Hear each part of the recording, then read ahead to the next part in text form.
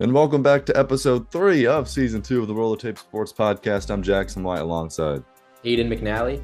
And Jalen McKissick. So today we're going to be recapping NFL Week 9. And then we're going to be talking about, are the Lions the best team in the NFL? Who's our favorite to come out of the AFC? And do the Browns draft a quarterback? And for the NBA, we are 1 week in. We're going to have our NBA award predictions for you. It's long overdue. Are the Warriors legit? They're off to a 7-1 start. Can the Cavs stay the course? They're 9-0. They're red hot. Best start to a campaign in franchise history. And then we're going to each give you guys our most disappointing team in the NBA so far this season. And for our last segment, we have this or that Donovan Mitchell edition. Since the Cavs are they the last undefeated team? Yeah. Okay. Yep. Last undefeated team. And of course, follow us on all our socials at Roll the Tape Sports. Obviously, this podcast is dropping on Friday, but it should be dropping on Thursday from here on out. So let's get into it and roll the tape. NFL Week 9 happened this past week. Let's start on Thursday Night Football as the Jets took on the Houston Texans in New York. And the Jets, who came into this game with 2 victories, ended up walking out with a win. Aaron Rodgers, 3 passing touchdowns, but Garrett Wilson, story of the game, had one of the best catches I've ever seen, up there with the Odell Beckham catch. Was it a legitimate touchdown? Yeah, I don't know. But looking at this game, obviously the Jets, they have a lot to climb. We're not going to touch on them, but the team that lost in this game, the Houston Texans, 13 points scored. They're 6-3. In the past few weeks, they really haven't looked good. It's kind of looked like CJ Stroud has taken a step back. So what's your guys' thoughts on the Texans so far? I think it's more of his weapons being injured. Obviously, no Nico Collins, no Stephon Diggs. For the rest of the season, no Stephon Diggs. I mean, it's kind of different whenever you're throwing to the same wide receivers every week to switching up and throwing to backups. Now you're throwing to Robert Woods and John Mechie, who aren't bad receivers, but they don't have those first team reps like Stephon Diggs and Nico Collins had. So I think that's like the big reason why CJ Stroud is struggling. Now the defense struggling, that's a concern because obviously your defense is one of the prides of your team. That's what your head coach is in charge of. So you want to get that fixed. But I think once Nico Collins comes back, they'll probably stay the course, and I still think they're going to win the AFC South. Yeah, I really don't think there's any true worry with the Texans as of right now. But if we're talking about Nico Collins returning in the next week or two, and they're still losing once they get him back, then we might have to raise some questions. I still think their defense is fine. Their defense didn't play bad in this game at all, only allowing 21 points. Yes, it technically was 28 because Corley dropped the ball right before he entered the end zone. So technically, you could call it 28. But I think the defense is fine for right now. But like Jalen said, going from a receiver core of Tank Dell being your wide receiver 3 to then being promoted to wide receiver 1 isn't ideal. Obviously, he's a good receiver. I don't think he's a wide receiver 1 in any world in this league. But once he gets Nico back, if he's still struggling, it might be a conversation. But for right now, I think he'll be fine. We just have to wait for Nico to come back. Yeah, that's valid. I mean, losing your top 2 receivers and an offense that's supposed to be high powered, I could definitely see that happening. Moving along now, the Panthers took on the Saints and they got the victory 23-22. I mean, that was a rough game if you're a fan of either of those teams. The Saints, by the way, fired their head coach, Dennis Allen, after this game. So the Saints, we're not going to talk about them right now, but they're going to be, they're the first team that's fired their coach. Moving along now, Commanders took on the Giants. They won 27-22. The Bills beat the Dolphins 30-27. Tua Tagovailoa looks to be back, but the Dolphins still not winning. They lose to the Bills. The Chargers beat the Browns 27-10. The Jameis Winston era lasted about 1 week. Back to the Browns possibly going to a quarterback. So let's touch on that real quick. Obviously, the Browns sit at now 2-7. They just lost 27-10 to the Chargers. And obviously, Deshaun Watson is their quote unquote franchise guy, but he's now down with an ACL injury for the remainder of the year. And, well, was not playing good before he got hurt. So the Browns now sit in a situation that if they lose out or lose most of their games, we're going to have a top 3 to 5 pick. Do they take a quarterback with that top 5 pick, or do they go address a different issue? I think they take a quarterback, at least maybe more of a project quarterback. I don't know. Maybe like a I don't. Is Cam Ward more of a project? I think he's more. I think he's more finished. I don't know who you would really take in terms of a project quarterback because I think you're going to start Deshaun next season. There's too much money invested in him to Unless just they sit. just cut him. I mean, but then you're like what $70 million in the cap hole. I Yeah, mean, but I mean, I at don't this know. point, At this point, I think you have to draft the QB and then have a QB battle in training camp and just see who wins. If the rookie comes out here and plays way better than Deshaun, at least you have a reason why you're starting him over Deshaun. If Deshaun still looks to be solid, I mean you're paying him 70 million a year. You almost have to play him at some point. So I think you draft a quarterback. I don't know who it's gonna be. I would say more of a project that can sit behind Deshaun for next year if you start Deshaun, but that's just my opinion. Yeah, I mean, if we look at it, Deshaun Watson, he's under contract for the next 2 seasons after this. So cutting him or trading him probably wouldn't be the best uh, financial move for the Cleveland Browns. But I do agree. I think they do draft a quarterback. This is a relatively heavy quarterback class. I don't think you're going to find any Joe Burrow or, Trevor Lawrence talent in this draft, but there are players in here that are going to be franchise guys for years to come. But I think you draft a quarterback. I know Deshaun Watson still has 2 more years left, but I think that the Deshaun Watson experiment's over. I mean, he's done absolutely nothing for your franchise. Joe Flacco last year was doing better with the pieces around him than he was, and he brought him to a playoff appearance. If Deshaun Watson wasn't hurt, I don't think the Browns make the playoffs last year. So I don't really think Deshaun Watson's a guy that they can win with, let alone make the playoffs. I think you go for your guy. If you see a guy that you like in that top 3 to 5 draft pick this draft, I think you take him, take a chance on him, let him build, let him develop, and see where that takes you into, post Deshaun Watson tenure. but looking at it, obviously, you guys said there would be a major cap hole with them cutting Deshaun Watson. No one's going to trade for him. Let's just be honest. Yeah. But I don't understand necessarily the burden of having him on the team because you're already taking the hole. It's like already like, yeah, can't do nothing about it. So why would you sit there and hold on to him if he's not even a player you want in the building? Just cut him. I would not. I mean, I don't know. I don't see any reason why they don't cut him because he's not the guy. He's not the future. Cleveland's over. Yeah, it's over. The Deshaun Watson experiment's over. Yeah. But moving along now, the Titans took on the Patriots and they picked up the victory 20-17. Drake May, by the way, looking like a true franchise guy for the Patriots for years to come. Yeah, I really like Drake May. I think he's going to be really solid for years to come. He's shown flashes.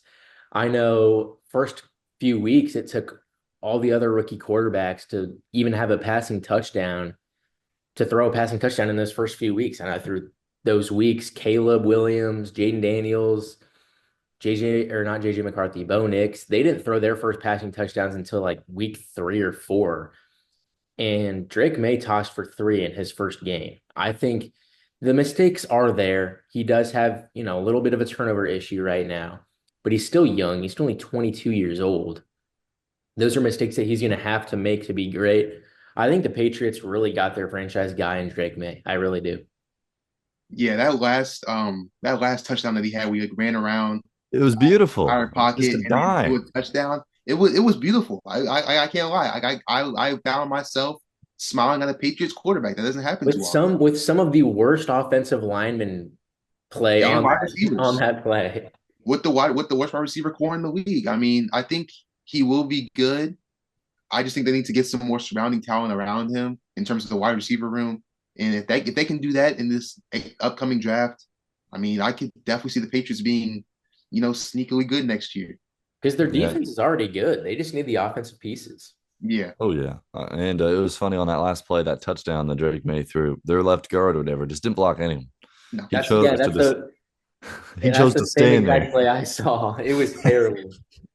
He was like, I'm protecting something. I don't know what, but something is protected.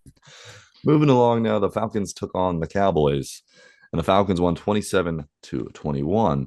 And this game was not close at any point. But looking at it now, in this game, Dak Prescott was hurt. And it's now looking like Dak Prescott's going to go on IR. And in all reality, as we look at it, they now sit, the Cowboys do at 3-5.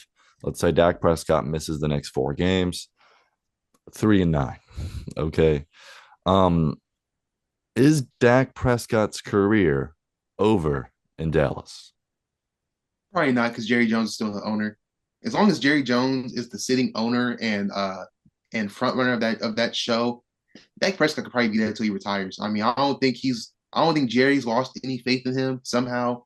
And it just seems like as long as Jerry and Dak and Mike McCarthy are there, the Cowboys just aren't going to win anything. I think Mike McCarthy should be gone after the season, but then again, like I said, Jerry Jones is still the owner. I, I don't So necessarily think it's Dak Prescott's fault I that don't think it they is either. I don't think he's the worst. I just don't know if he's the one for Dallas. I don't know. Maybe it is all Mike McCarthy's fault. Maybe it's the scheme. Maybe it's everything like that. But I don't know. As long as Jerry's there, I think Dak's going to be there. I think there's like two peas in the pod. I think Mike McCarthy has a big thing to do with this because his offensive scheme is really bad. His play call sucks. and the way the offense runs in general is just so uncoordinated. But to answer the question, I don't because they just signed. I don't think it's his, you know, his career's over in Dallas because he just signed a 4 year, like $400 million, maybe not that much. It was like 4 year, 350, 300. He just signed a massive contract. He's the highest paid player in the NFL right now under that new contract. So, I mean, I think they're going to carry out his contract. If it hits that third year where there's like very obvious regression, might be time to draft a new guy, kind of maybe to sit behind him a little bit. But I don't think his career is over at all in Not Dallas. yet. Yeah, I mean, I don't know. There's been a lot of rumors, but it would definitely take a lot for a team to trade for him, especially with that massive cap.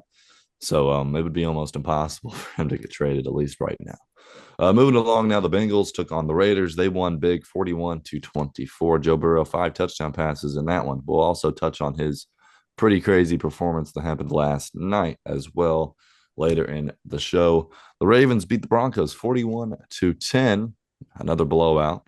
The Cardinals beat the Bears 29-9. And you don't think 29-9, you think like Kyler Murray would have had some crazy game. No, he It was didn't all even throw a James passing Conner. touchdown. It was all James Conner. All James Conner. And James Conner didn't even have a rushing touchdown.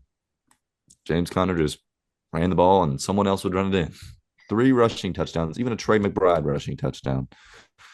The Cardinals are now 5-4. Keep an eye on for them in the AFC West. Eagles took on the Jaguars. They beat them 28-23.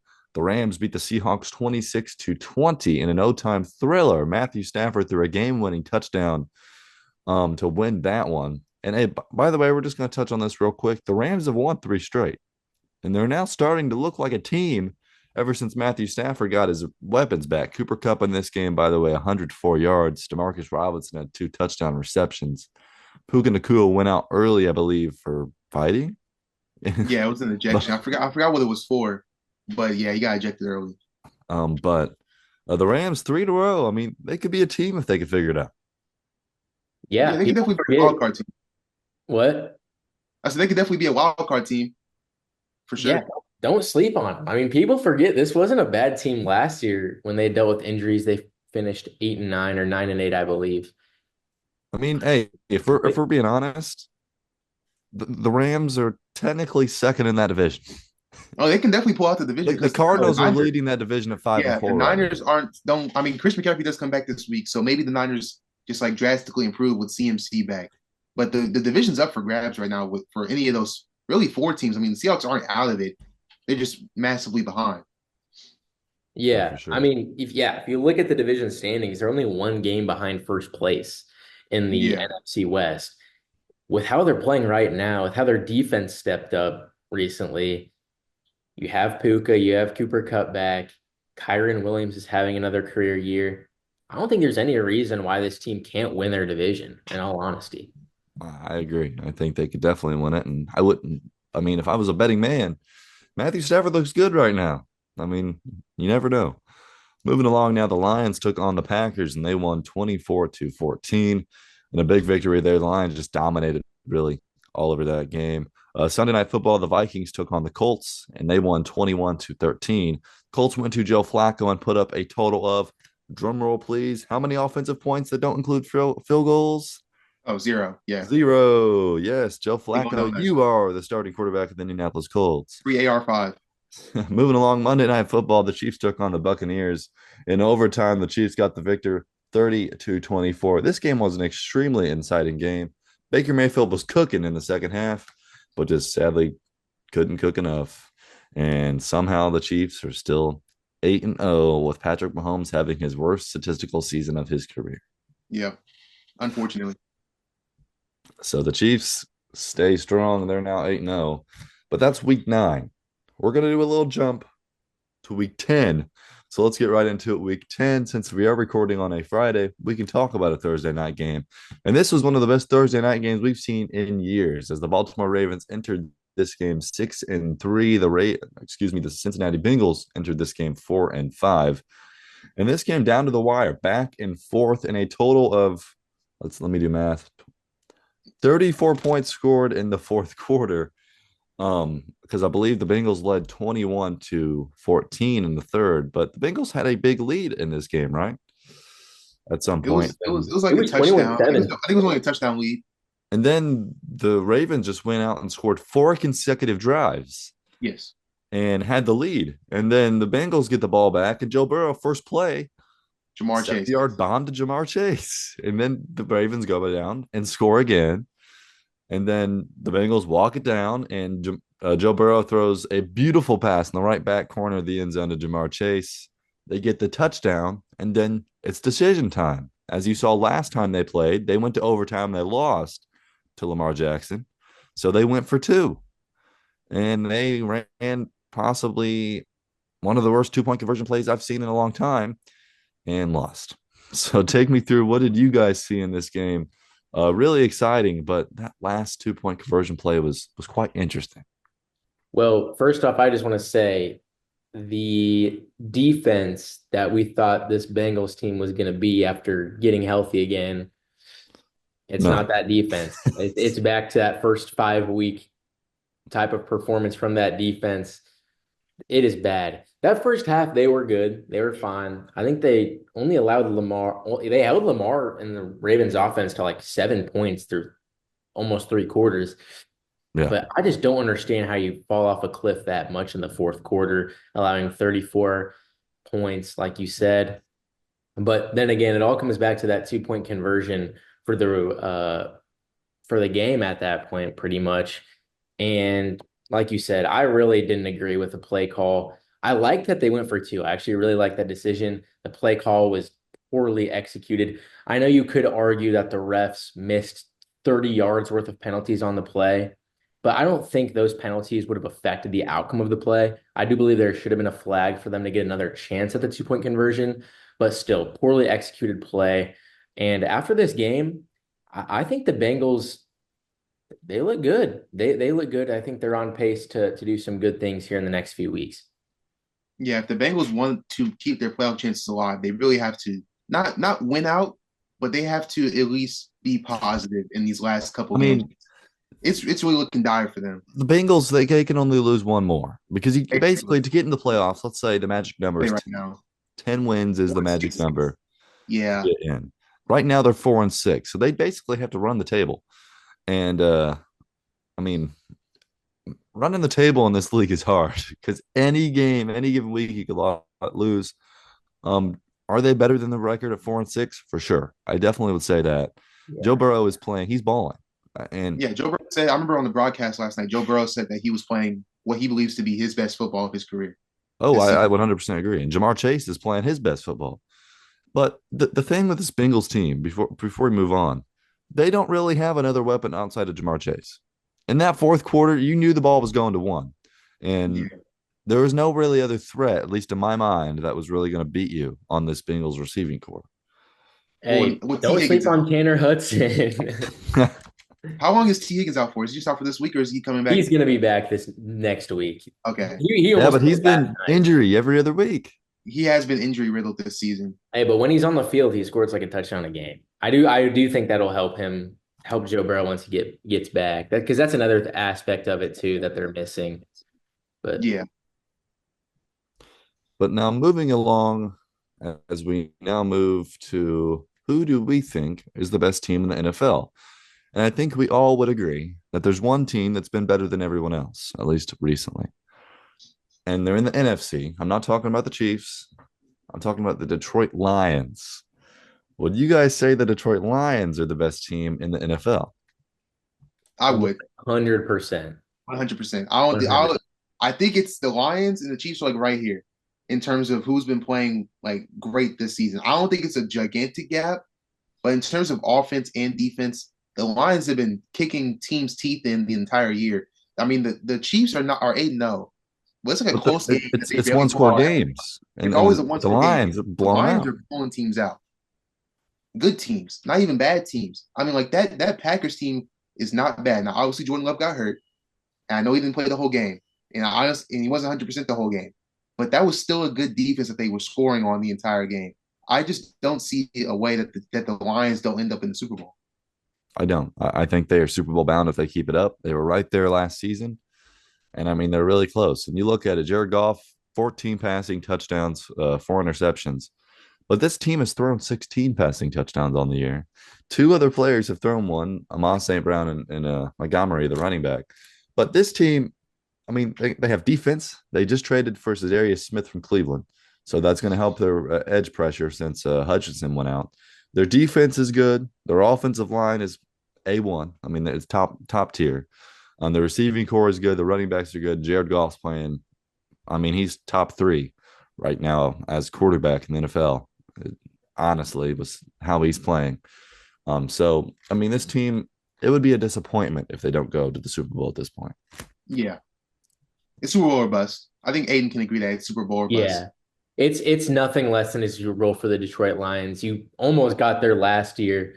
You're even better this year. Unless some crazy, freakish injury happens to multiple players on the team where players, important key pieces of the team are missing, on and off with injuries, missing a decent amount of weeks. I don't see a world where this Lions team not only makes it to the Super Bowl but wins the Super Bowl. I think they're in a tier of their own right now, in all honesty. We'll have to come back to this podcast and see whenever we are really wrong and the Browns won the Super Bowl. I'm just, but moving along now, our final NFL topic of the day, the AFC. Obviously, the Chiefs are kind of in a league of their own right now when it comes to record, being 8-0. But as we look at it, who are your guys' favorite to come out of the AFC? I'll let Aiden you go first. I know that we just talked about how they have a lot of one-score games, but it is the Chiefs. This defense for Kansas City is insane. They're winning games. They're 8-0. They're undefeated. And Patrick Mahomes is playing the worst football of his career. And he's missing Rashee Rice. He's missing Isaiah Pacheco. He's basically on his wide receiver one at this point is basically made like a DeAndre Hopkins, who isn't even really a wide receiver one anymore. Once he finds the chemistry with D Hop, gains more chemistry with Xavier Worthy, that offensive line is good, and they get that offense rolling. I think they could give the Lions a run for their money, and they could be probably one of the best teams in the league. So for my AFC, for my favorite team to come out of the AFC, I'm not even going to give it a second thought. It's probably going to be Kansas City. Now, I do think that Kansas City is my favorite to come out the AFC because it's really just the defense. The defense this year has really been their superpower. I mean, Patrick Mahomes, obviously said inconsistent this season, but that defense is elite. Steve Spagnuolo needs his flowers. But I have a sleeper team that I think could come out of the AFC. It's the Buffalo Bills. The Stole Buffalo my team. the Buffalo Bills have been playing great football this season. Josh Allen is having one of the most consistent years of his career. Low turnover numbers with high touchdown numbers. Good completion percentage. The defense is really good.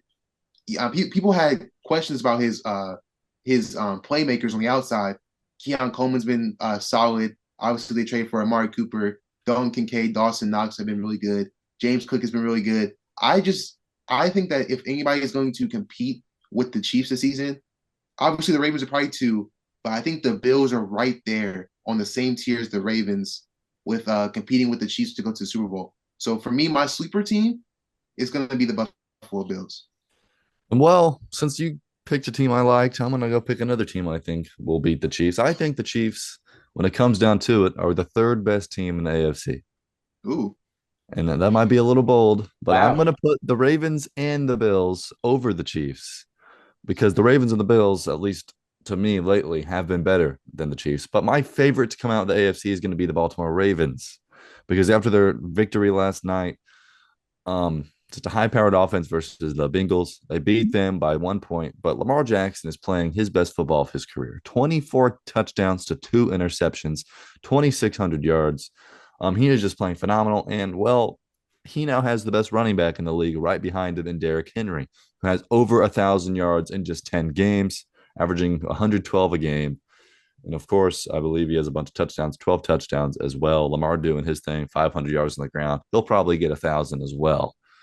And also you cannot forget that this team just went out and traded for Devontae Johnson as well from the Panthers, who's receiver one over there in Carolina. So it's another weapon for Lamar Jackson. He hasn't even really figured out Deontay Johnson yet. They've only connected for one reception. Zay yeah. Flowers is still a really good receiver. Rashawn Bateman had a really good game. Mark Andrews finally starting to get catches. And their defense, even though it has been shaky at times, yes, they still have playmakers in Kyle Hamilton and other players like that. So the Ravens, their defense isn't as good as it's been in past years, but I think their offense is just that much better. So my favorite to come out of the AFC is going to be the Baltimore Ravens. I don't hate it. I don't hate it. But I now like moving along to our NBA segment of the day. And we're going to be talking about our NBA season week one recap. So let's just give me a second to pop up the NBA standings. And I think first we're going to talk about, the team that's kind of been dominant on a different world than everyone else so far. So throughout the season, I think the most games that has been played has been nine. I think nine has been the top. And there's one team that has won all 9 games, and that's going to be a team from Cleveland, where LeBron is from. The Cleveland Cavaliers are 9-0. They've won 9 straight to start the season, the best ever. Something LeBron never even done. And they're just winning games big too. The Cleveland Cavaliers right now, as it looks, are the best team in the NBA. That's not crazy to say that. I mean, They're playing like that.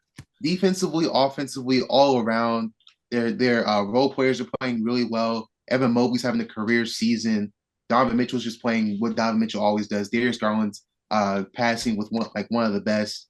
It's just all around this team. This is what the Cavs at full potential look like, and this is what the Cavs fans have been waiting for since they traded for Donovan Mitchell was for their team to just look They've like been telling us for years that this would they've been happen. telling us for years. Exactly. But now that they have all this chemistry together after playing with each other for a few years, pause.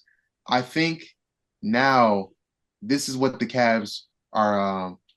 This is what they look like when it's fully working together. And obviously 9-0. I think who they play tonight? They play the Warriors tonight. It's a tough matchup, but That's going to be a battle right there. they could be 10-0 though. I mean, we'll see. Yeah. I mean, this team is so like gelled together perfectly. The chemistry works. Everyone's playing at a career year level. Jarrett Allen is playing the best basketball he's ever played. I think Evan Mobley is a huge part of this, stepping up his offensive end of the bargain, also being that elite 3 level defender. Darius Garland, a guy who's stepped up, averaging 20 and 7. I mean, this team is absolutely insane. And there's really not many teams in the league that out matchups them, if you will, head to head in a basketball game. Like, I guess, for instance, you know what? Let's just take the instance for tonight, the Warriors. You have defenders to guard Steph, like Donovan Mitchell. Buddy Hield is a guy that you could get free, but no, that's okay because you have Darius Garland. Like, these are good defenders. You have Evan Mobley and Jarrett Allen, who's probably a top 1 defensive front court in the NBA, maybe a top 1 front court in general in the NBA at this point. This team is absolutely nuts. They're blowing everybody out. It's not like these are like 9 close games. These are 9 convincing wins. This is a team that a lot of people slept on in the offseason, and all of this potential that they've been talking about is coming to fruition. And I'm not going to lie, it's fun to watch. Yeah, I like the Cavs. Like you said, Jared Allen playing a career year. One thing I like with him, he's playing 30 minutes a game, which is up from where he's usually around like 26, 27. So a few extra minutes. But he's averaging 15 points, 12 rebounds. That's what you want from a center. And then, like you said, Evan Mobley, just the defensive anchor, averaging almost 2 blocks a game for them as well. I really like the Cavs, and they go deep. Karis LeVert still coming off their bench. George Niang coming off their bench as well. I mean, I like it. And they still have Tristan Thompson, which is just insane to think that he's on an NBA team still. But moving along now, to other surprising teams in the NBA. I mean, you look at it, you look at the Eastern Conference. Let's take a big look. You got the Cavs at 1, 9-0. The Celtics 7-2, as the 2 seed. But after the 2 seed, there's kind of like a cliff. And Yeah. there's a fall off because you go from the 7-2 Celtics all the way down to the 4-4 Pacers at your 3. Yeah, the Pacers are at your 3 right now, as bad as they've played to start the year. They've been figuring it out lately, but they were rough at the start. But just what is going on in the East? Because every team, I mean, there's only 4 teams, excuse me, that have a winning record in the Eastern Conference. So what is going on in the Eastern Conference? Well, this is a lot of a weaker Eastern Conference than we were expecting. I mean, And this week, 4 teams above 500. Let's just be honest. I think this is one of the weaker Eastern conferences we've ever seen. And there's a reason for that. And it's down to 2 teams. It's the Sixers and the Bucks. Those are both teams that I think we all had in an 2-6 for the Bucks. our two are those are 2 teams that we all had in our top 4 or 5 for our conference predictions, and they're both bottom of the table in the Eastern Conference. After those teams, there's a huge fall off. The Pacers haven't been playing well. The Nets. I know we're only Hey, two Dennis weeks into the Schroeder. season, but if the Dennis Schroeder playoffs is him. ended today, the Nets would be in the playoffs. It's absolute chaos. When you don't have those powerhouses like the Sixers and the Bucks in there, then anything can happen in the Eastern Conference, and that's what's happening right now. I'll tell you what's going on with the Eastern Conference. A lot of these teams have had West Coast already road trips. There's too The many. West just whooping them. The West is just whooping them. I don't. There's been rarely any Eastern Conference teams other than like the Celtics But and by maybe the the way, Cavs. there is 11 teams in the Western Conference above 500 for an Exactly, because they're example. beating up on the East. That's what's happening. They're all beating up on the East. The East just can't compete in the West. I mean, that's just how it's looking so far. They just can't. They can't compete with all the teams over there. And so the Cleveland Cavaliers are really good right now at 9-0, but there's another really good team on the other side of the conferences. We're going now to the Western Conference. Even though, yes, there is 3 7-1 teams, there's one 7-1 team that we didn't really expect to be here, and that is the Golden State Warriors. The Golden State Warriors have started the season 7-1, and Stephen Curry hasn't even played in every single game. He Nope. hasn't. He's only played in 5 of their first 9 games. But I mean, the story of this season for the Golden State Warriors has to be Buddy Hield coming off their bench, averaging 21 points per game. He's been kind of the difference for the Warriors, because for a minute there, they didn't even have Steph. Yeah, I think Budward coming in and being that elite shooter that we all know that he can be. I mean, he's averaging 21 right now. No, in no way when he left the Pacers that I think he was going to go average 21 somewhere else, no matter where he went. I just But wait till second that he gets a give him oh yeah, trust me, just give him a I'm a minute. Pacers. Me and Jackson are Pacers fans. We know about the Buddy Hield cycle. It's very up, and then it's mid, and then it's just downhill. So I mean, he might stay the course now that he's on a different team. Maybe it's just a different feel. But if the cycle That'd be continues, crazy. he will start to wind down as the season goes along. But the Warriors team, I mean, I don't know if they stay the course for this long because of how their team is. I mean, they don't have the biggest star power in the world other than Steph Curry. I mean, you're kind of relying on Andrew Wiggins and Kaminga to keep up their scoring production. Don't know if that's going to keep on going. But if they can stay the course, I can see them finishing maybe 7-8, maybe even a 6. But I still think they're a playing team at best. Yeah, they've been really surprising for me so far. I know in my Western Conference predictions, I didn't even have them in a top 10 seed, I don't think. And I don't think a lot of people did, but this is a very good team right now. And like Jackson said, Steph isn't even playing right now. Buddy Hield has stepped into that role. And I think this is such a good opportunity for Buddy Hield because obviously the Warriors are one of the most three-point shooting teams in the league. And he's coming off the bench. There's not really much expected from him. On the Pacers, he was known and he was expected to be the shooter on the Pacers. Now, in Golden State, he's surrounded by shooters. He kind of meshes into that scheme well, fast-paced, off-screen basketball, coming off the bench. I think this is a perfect opportunity for Buddy Hield. Yes, I know the Buddy Hield cycle, it'll probably hit us soon where his numbers do start falling into the 30s a little bit, 30%. But for right now, this is a good team. But to answer the question, I don't think this Warriors team has the stamina to, especially with Steph dealing with injuries later down the season that can truly cost them. I don't think this Warriors team has the stamina to really be a contender heading into June. Yeah, I mean that's kind of the thing because Steph's gonna at some point have to carry the back a little bit. He's going to put him on his back, and as old as he is, and kind of the injury history he's had, can he do that anymore? That's going to be the question.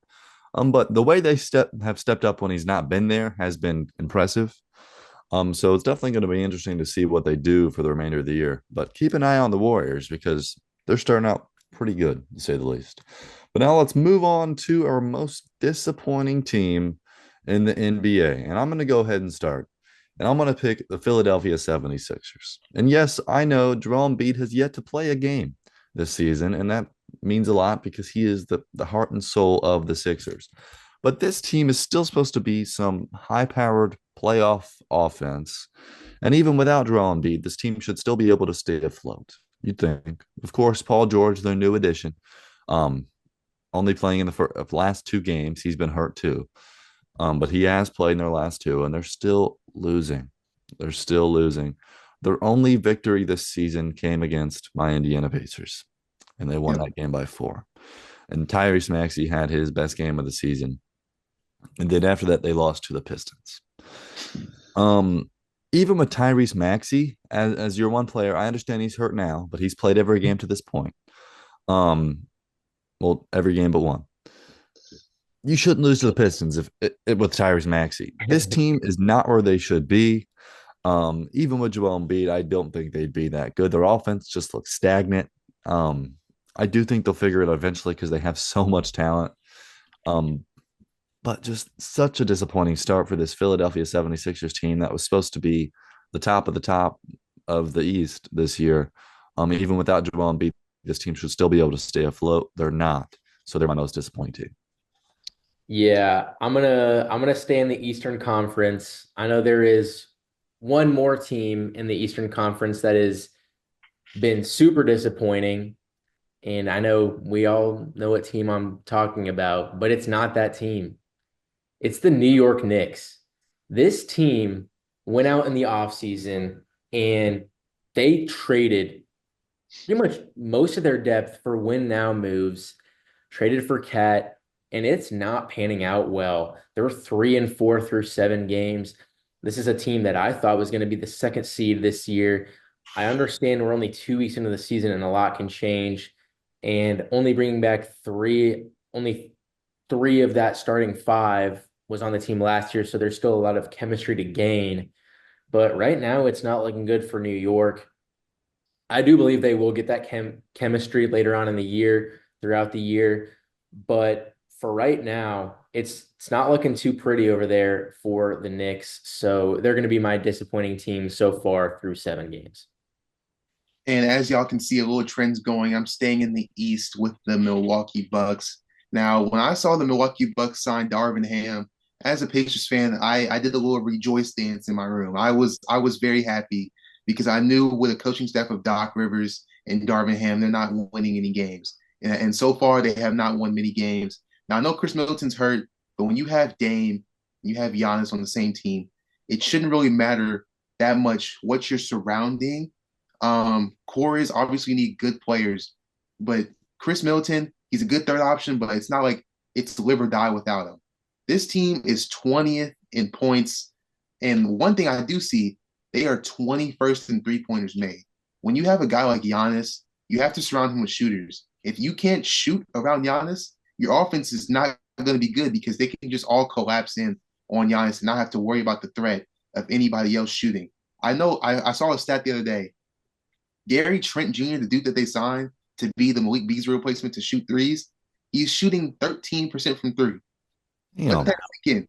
That's pretty bad. 13% from three, 8 games in. If you can't shoot around Giannis, this team's not going far.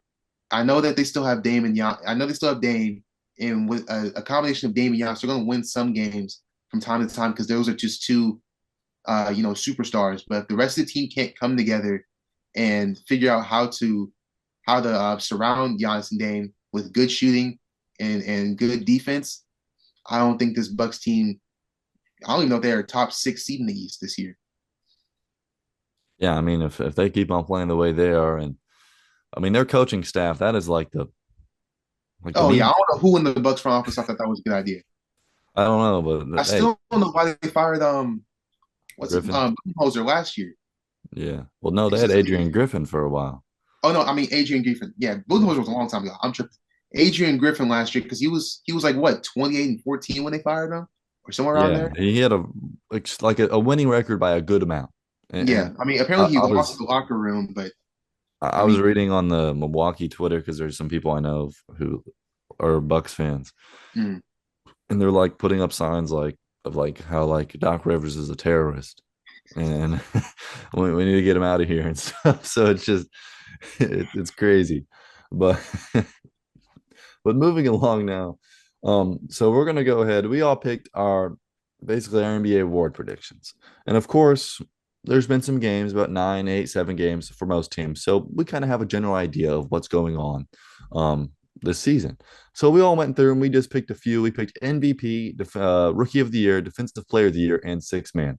We just picked four of them. Of course, we'll do a Coach of the Year at the end. So let's go ahead and start with Six Man of the Year, since that's the player that comes off the bench. Jalen, I'll go ahead and let you start. okay. Now some people may call me a homer here, but I'm going with Benedict Mather. Now, as of right now, he is in the starting lineup. That's because Aaron Neesmith is hurt, and I expect Aaron Neesmith to go back to the starting lineup when he returns. But right now, Matthew is averaging 17 points, 6 rebounds, and 2 assists while shooting 52% from the field, 37% from three, 80% from the free throw line. Mathurin is the missing piece that the Pacers were missing last year in the playoffs. Another pure scorer that when the offense is a little stagnant, not really much movement, or when Tyrese Halliburton isn't on the floor, he can go get his own. And that's what he's proved that he can do this season. Obviously, like I said, 37% from three. He wasn't a great three-point shooter in college, but he's starting to get into his own little rhythm from three. And if he can just continue to play good defense like he has been this season, I think he could go back into the starting lineup. But for now, I think he's going to stay on the bench. And if he can continue to average 15 to 16 points, I think that's probably top of the line in terms of bench player point per games. I think he's one of the front runners for 6 man of the year. For And for mine, oh, here, I'll you go got it. then. You got it. You got it. You got it. So for mine, I'm gonna go ahead and take Buddy Hield. And I know that that's a hot name right now, but Buddy Hield, I mean, he is the sole reason the Warriors are 7-1 right now. He has been keeping that team afloat when Steph Curry's been out. And in their most recent victory versus the Boston Celtics a few days ago, he had 16 points against the reigning defending champions. He went four And for the and seven. the dagger. Yeah, and the dagger. I mean, Buddy Hield has been that guy for the Warriors this year. And their only loss this season, by the way, he went 1 for 9 from three and he had 8 points. And all their other games, he's had at least 20 points or more in just one other game. Obviously, that most recent one versus Boston. But he's had a bunch of 20-point games. Let's count them up. One, two, three, four, five, six. Six of their first 9 games, he's had over 20. He's looked really good. He's still getting rebounds, 4.5. And if he keeps on shooting around 50% from three, averaging 20 points per game off that Warrior bench, I mean, there's no way that he isn't Six Man of the Year. For my 6 man of the year, I know I just kind of, kind of let off some steam on this team as my disappointing team, but it's going to be Miles Deuce McBride from the New York Knicks. I think he offers a lot. I think he's a great spark plug off the bench. He can come in and give you 20 off the bench any given night, any night he chooses. He's a good playmaker. He's a good defender. I think he has all the pieces to be a perfect six man of the year candidate. Uh, I do think the Knicks team will get better throughout the season. I did mention earlier that it's not great right now because they don't have that chemistry, but I believe once they do gain that chemistry, this team can be dangerous. And I think Deuce McBride will produce a lot and, be a big reason of why that chemistry is gained and why this team kind of takes off towards the later parts of the year. So my six man of the year prediction is Deuce McBride. All right, Yeah. that's what. Yeah, hey, you blow off smoke on them, and then you pick them to win an award. That's how it goes. Yep. But moving along now to rookie of the year, and Aiden, I'll go ahead and let you start with that one. My rookie of the year right now, I think it's going to be Zach Edey. I know he's leading in the or not the MVP ladder. Whoa. The rookie of the year ladder. I know Zach Edey is leading in the rookie of the year ladder right now. But this draft class, I'll just say this real quick. This draft class is so weak. It's really up to Really anyone. is. Rissa Shea is playing awful. Alex Sarr is really bad. Zach Edey is really the only one where in this draft class where you picked him at his ceiling out of Purdue. You know what he's going to be, and he's doing exactly that. Grabbing you 6, 7 boards off the bench, about 8, 9 points a game. I think he's going to be my rookie of the year. And a big reason of that is consistency because all the other players in this draft class are extremely inconsistent. And you already know what you're going to get out of Zach Edey every night. So he's going to be my rookie of the year pick. For my rookie of the year pick, it's going to be Zachary Ricochet. Now, at first, I was thinking somewhere else, and a couple other players, but most of these other players, like Aiden said, most of them haven't gotten any minutes, or they're not getting consistent minutes or consistent, production. But recently, Ricochet's kind of been on a little bit of a heater. I mean, last game that he had, November 6th, he had 33 against the Knicks on good efficiency. He made 6 threes, which is like a big thing about whether or not his jump shot will translate. He's still he's 6'9". He can play defense. He can shoot. He can handle the ball a little bit. He can play make a little bit. I mean, if he can really mold into his own, I mean, a front court of Ricochet at small forward, Jalen Johnson at center. I mean, at power forward, and Clint Capella at center. That's not a bad little front court for the Hawks. So I'm going to say Ricochet. I think he's going to keep on improving as the season goes along. I think he is my rookie of the year. So my rookie of the year, I'm gonna go with the same guy Aiden said. It's gonna be Zach Edey. Just the rookie class hasn't been that exciting, so there's not really too many names here you could pick. But I'm picking Zach Edey for the one reason that game against Brooklyn he had on the fourth was absolutely amazing. 25 points, 12 rebounds, 4 blocks, played 30 minutes, went 11 for 12 shooting, and even hit a three. I mean, if that is just like if he could do that like 2 to 3 years a night, I mean, oh man. But what a game there by Zach Edey. But he has played good. This on the season, he's averaging about 11, 6, and I believe in a block and a half. So not that bad for the rookie, Zach Edey. And I think his averages will go up. Even though that it's kind of an iffy because he is kind of a slower center. But once he gets used to this thing, he's definitely going to be a better player than people thought he would be. I'm coming out of college, and I think he'll win Rookie of the Year. But now moving along to Defensive Player of the Year, and I'll go ahead and start for this one. My Defensive Player of the Year is probably going to be the same as y'all's. Y'all might be different, but I'm going to pick Victor Wembanyama. He has just been dominant. He's been a crazy force for the Spurs. Of course, the Spurs are still kind of middle of the pack, and when it comes to winning games, they kind of do a little more losing than winning. But they're still winning a few. I believe they're 4-4, 4-5, something like that. But on the year, Victor Wembanyama has just been insane. In the month of November, he's averaging 4 blocks a game and 2 steals.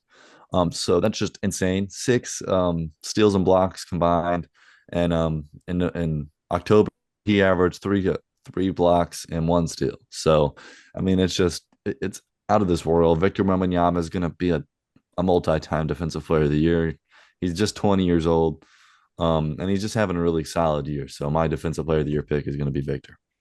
Yeah, mine's the exact same. I mean, Yeah. look at these stats. I mean, I'm looking at the It's last. I'm otherworldly. looking at like his last like 10 games. Let's just put on some of these block numbers. 3 blocks, 3 blocks, 9 blocks, 2, 5, 3, 4, 3, and then one. But we're not talking about that. But just the consistency of his blocks. He's a consistent force around the rim. He can guard really maybe not 1 through 5, at least 2 through 5. He has the agility to keep up with smaller positions.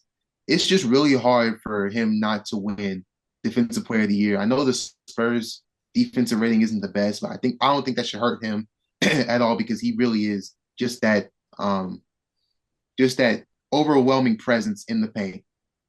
Yeah, I'm also going to pick Wemby. I'll keep it short and sweet since we all have him. But last year, Rudy Gobert won Defensive Player of the Year. And last year, rookie Victor Wembanyama averaged a whole block and a half more than Rudy Gobert did. I think the only reason they didn't give it to him Because he last was a year is rookie. because he was a rookie. Mhm. So I do believe Wemby should be a lock for Defensive Player of the Year if P stays healthy. Me as well. Moving along now to MVP, the most, what's it called? The biggest award of the year, you say, the best player. And I'm gonna go ahead and start with a little bit of a bold take. Not really super bold, but I mean it's a name that no one really says whenever they mention MVP. But so far, through 8 games this team has played, my MVP is going to be Kevin Durant from the Phoenix Suns. Ooh, I The agree Suns with are Wow. that one. 7-1. Yes, see, it's unexpected. The Suns are 7-1, but Kevin Durant right now averaging 28 points per game, 7 rebounds, 3.5 assists. But we have to take a look at it. He's had multiple 30-point games. He had 3 in a row in October, and he's had 2 in a row now in November. So I mean, he's just been dominant. Offensively, they had a big win versus the Mavericks where he had 31. They had a big win over the Lakers where he had 30. They beat the Clippers. He had 25. He's only had one game under 20 points this year. They're winning games, and he's been the best player. Kevin Durant, I know he's old. He's 36 years old. He hasn't won an MVP since probably he was 26 years old. But so far, he has been dominant. So my MVP is going to be Kevin Durant. For I'm my going. MVP, the hate agenda against this player is over. My MVP is going to be Luka Doncic. Obviously, you could have made a case that he should have won it last year, but he was the 5 seed. But I do think Luka will win it this year. I think there'll be a higher seed. I had them at number 2 in my Western Conference predictions. He's playing, same Luka Doncic basketball he's always played this season. Last game against the Pacers had 35 and 15 assists. I mean, apps with eight, 9 boards. He's putting up crazy stats, and he's not a guy that's injured really at all. I think he'll be able to keep it up throughout the whole year, and that's why he's my MVP. And I think this is Luka's year that he finally grabs that award. Yeah, I'm right there with Aiden. My MVP is Luka Doncic. I mean, just look at the stats: 28, 8, and 8 on 32% from the field. I mean, from 3-point percentage, from 3-point range this season isn't the best, but I think as time goes on, it'll probably get up there a little bit. Also, he's only shooting 78% from the free throw line, which also isn't that great. I mean, but 28, 8, and 8 is 28, 8, and 8, with also averaging a steal per game. I mean, he's really just cooking on all cylinders right now, except for efficiency a little bit. But if the Mavs can maintain a top 5 seed in the West, I think that this is the year that Luka Doncic will grab that MVP. I definitely could see that. So 2 Luka picks. Wow, I'm surprised no Shea Gilgeous-Alexander pick as he is the I was betting thinking about favorite. it. But moving along now to our final segment here of today's episode, and it is going to be the game This or That. And the player we're going to be discussing today is going to be Donovan Mitchell of the undefeated 9-0 Cleveland Cavaliers. So let's get right into it. Donovan Mitchell or Damian Lillard? I'm taking D Mitch. I'm taking I'm D uh, Mitch. I'm taking Spida. I'm taking I'm Spida. taking D. Right If we're talking about now, right now, I'm taking D I'm, Mitch. I'm taking Mitchell. I mean, last year I'd probably taken Dame. Yeah. Moving along, Donovan Mitchell or Cade Cunningham? I'm leaning Mitchell still. I'm taking I'm Mitchell. still There's gonna no take way that you guys Mitchell. are going to take Cade. But K does add the playmaking aspect that Donovan Mitchell doesn't really add. Yeah, but Cade's done nothing. That's fair. That's fair. I'll give you that. But team wise though, what whose team's better? But whichever one you prefer. I'll take Mitchell. All right, Donovan Mitchell or James Harden. Donovan Mitchell. Donovan Mitchell. We're talking about right now, James Harden. Yeah, Donovan Mitchell. All right, James Harden Donovan. is slept on though. He's almost averaging He, 10 he's assists a game right now. he's been balling over there in Clippers land, but he is their guy. Like he's their number one player on offense right now. So that take that into consideration as well. Moving along, Donovan Mitchell or Devin Booker. Donovan Ooh, Mitchell. I think it's Donovan Mitchell. ooh, I What? don't Give me know. give me Demon, B I Book. don't know. Give me Booker's Book. been cooking this season. I might lean Booker. I might lean Booker. Booker was the number one player on a team that went to the finals. Let's not forget about that. I might lean Booker. Give me This Book. season, actually, I don't know though, because the Suns are 7-1. Because Booker's still averaging like 25, 26 this season, He's which that fella I think it's still. more than D Mitch. He's averaging 24.4. He's averaging 24, 4, and 6. Mitchell is averaging okay, so 24, 4, and 6. Donovan Mitchell is averaging 24, or no, 25, 4, and 5 with a little bit better shooting splits. I mean, it's just about who you. I'm I taking don't Mitchell for the fact that his team's 9-0. know. Okay, that's fair. And he's the I number can give one you that. option on his team. I can give you that. All right, moving along. Donovan Mitchell or De'Aaron Fox. Oh, Donovan Mitchell. Mitchell. Mitchell. Yeah. Okay, Mitchell, I agree. Donovan Fox is Mitchell left or on. Trey Young. Give This me Trey Young. season, this season, it's This season, probably Trey Young. I'm taking Trey. Trey's been really good this season. His team's just bad. Yes, yeah.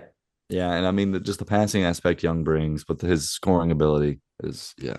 Yeah. Okay, Donovan Mitchell or Tyrese Maxey. Ooh, That's a Tyrese good one. Maxey. It's gonna be Maxey. Maxey. Yeah. Give me Mitchell. I'm taking Mitchell. I think Mitchell's still a better pure scorer than Maxey. All right, this one should be easy. Donovan Mitchell or Anthony Edwards. Give me Ant. Aiden's gonna say D Mitch, isn't aren't you? You're gonna say Mitchell over Edwards? Aiden is a generational Ant hater. Edwards is so good. I'm taking I, Edwards. Yeah, I'm gonna take Edwards. Okay, I'm taking Edwards too. okay, Anthony Edwards or Kyrie Irving. Anthony Mitchell. Edwards. Wait, Anthony Edwards or Not Kyrie Anthony. Irving? No, not Edwards. Donovan Mitchell or Yeah, Kyrie or Irving. Kyrie Irving Mitchell. Yeah, Mitchell.